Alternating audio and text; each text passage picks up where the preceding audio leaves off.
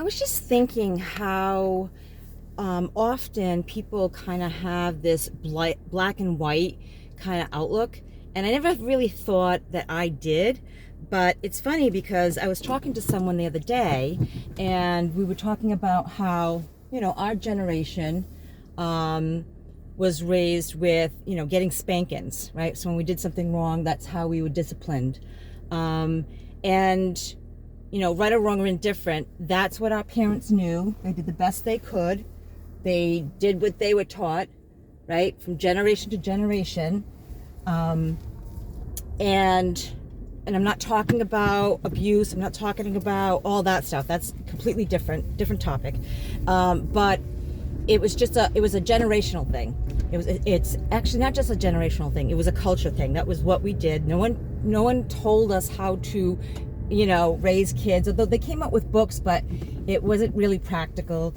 Again, it's not black and white, right? Each child is different. So my point is, when our generation got older, we didn't want to do that.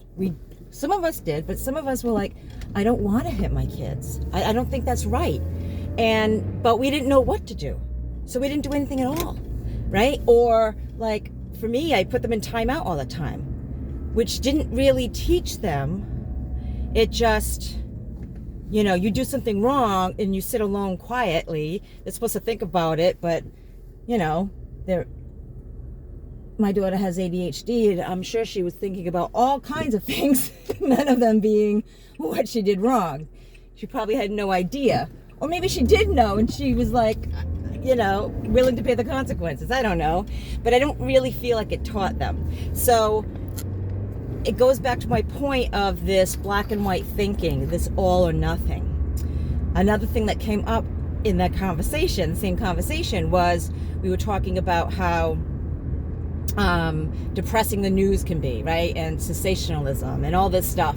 And I said, one of the reasons why I stopped watching the news is because I was getting so depressed, right? But I want to be aware. I mean, I want to stay current in the world and in what's happening, right? So I realized that I couldn't just stop watching the news. I just had to be careful where I was watching the news and how much of it I was watching, right?